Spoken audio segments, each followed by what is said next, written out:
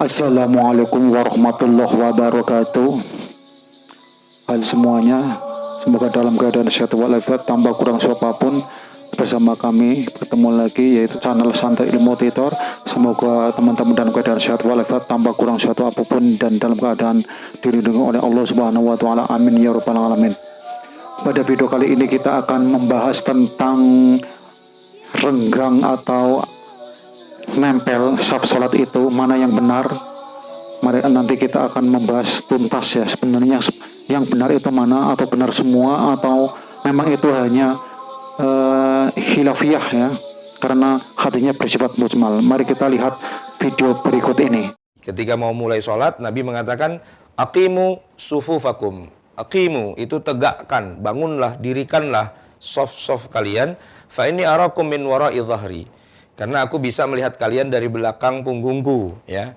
Wa kana ahaduna, nah ini kata Anas bin Malik, ada salah seorang di antara kami yulziku mangkibahu bimangkibi sahibihi. Ada satu orang di antara kita yang yulzik, menempelkan mankibnya.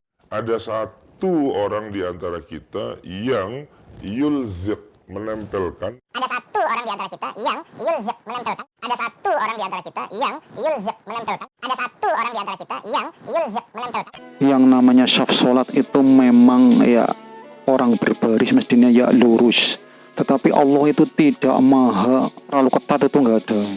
Kalau ya ketat tapi tidak yang diberikan oleh manusia. Karena kita melihat bahwa syaf sholat ini ada yang sering kita dengar hadisnya, aqimu sufu fakum warot watarodu, luruskan saf kalian dan rapatkan. Lah ini bersifat mujmal atau umum. Lah rapatkan itu seperti apa? Ini adalah bersifat umum ya. Jadi kalau kita lihat, kalau memang ada fotonya, ada videonya zaman Rasulullah itu seperti apa. Hadis ini kan dikumpulkan sudah 200 tahun setelah Nabi Muhammad wafat. Otomatis kan semakin berkembang. Ini kayak gini sudah 200 tahun. Sekarang kita yang namanya sejarah, kalau sudah tahun itu kadang berubah. Yang benar yang mana nggak tahu ya. Tapi setidaknya ya ada pedomannya. Ini bersifat mujmal. Kemudian ada hadis lagi, sawu suwufakum fa inna tasfiyata sofa min tamamis sholah. Luruskan saf kalian, karena meluruskan saf bagian dari kesempurnaan sholat. Ini adalah bagian kesempurnaan sholat, bukan sholatnya enggak, sholatnya tidak sah ya. Sholat itu nanti hatinya itu seperti apa kepada Allah ya toh. Gara-gara tidak sah sholatnya diancam, enggak ada. Adanya paling orang yang sholat tapi membutuhkan silaturahim, tidak sodakoh ya toh. Kemudian berdoa kepada orang tua ya toh. Itu artinya seperti itu. Tidak ada gara-gara tidak sah sholatnya diancam, enggak ada. Tapi setidaknya ada tambahan pahala ya. Tidak boleh ditayangkan. Itu memang ada hadis spesifik bahwa ada salah satu orang yang menempelkan baunya, menempelkan kakinya ya. Jadi di situ ada salah satu. Kalau salah satu, mestinya kan umpamanya sholat jamaah 300 orang ada salah satu, itu kan kemudian Rasulullah membiarkan, hanya takrir. Itu artinya bahwa masalah saf itu ya kira-kira umpamanya ada, kemudian ada yang namanya diselingi berapa, satu jengkal atau setengah jengkal, satu kepal ya, kira-kira ya itu. Jadi kira-kira lurus lah. Kalau zaman Nabi katanya tuh, Nabi itu meluruskan, membuat garis dengan pedang, itu ada kemungkinan bahwa, ya saya tidak tahu sebenarnya, ada kemungkinan bahwa Masjid Nabawi masih berupa pasir. Kalau umpamanya dibikin garis pakai pedang keramik, kayaknya nanti rusak ya.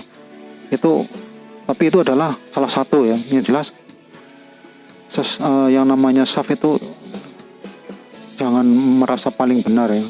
Silahkan melakukan sholat istirahat yang benar yang mana. Tapi kan hadisnya jelas, walaupun nggak sholat istirahat sudah jelas bahwa ada salah satu orang itu tanpa perintah Nabi, tapi Nabi mendiamkan ya. Karena oknum satu orang ya, kalau terlalu banyak ya nggak tahu. Yang jelas satu orang ditempelkan, tujuannya apa nggak tahu ya. mungkin bercanda atau apa. Yang jelas itu ditempelkan, mungkin karena sesek atau gimana kan kita nggak tahu, nggak ada keterangan yang spesifik ya. Yang jelas ada salah satu orang, itu intinya. Kalau ada hadis pernah itu saya dengar, kalau umpamanya renggang itu ya renggangannya diisi setan ya, itu posisinya ketika Nabi bilang seperti itu, posisinya lagi keadaan seperti apa? Apakah mungkin sedang sesek atau mungkin seperti apa? Kan kita nggak tahu. Yang jelas karena hadis-hadis lain menyatakan bahwa mereka ada yang renggang, yang menempelkan hanya satu orang itu saja atas inisiatif sendiri ya. Jadi kalau kita bicara renggang itu di tempat setan, itu apakah karena lagi sesek kemudian dikasih renggang satu orang terlalu renggang, atau mungkin dua orang tidak diisi terus di belakangnya lagi atau gimana, kan kita nggak tahu.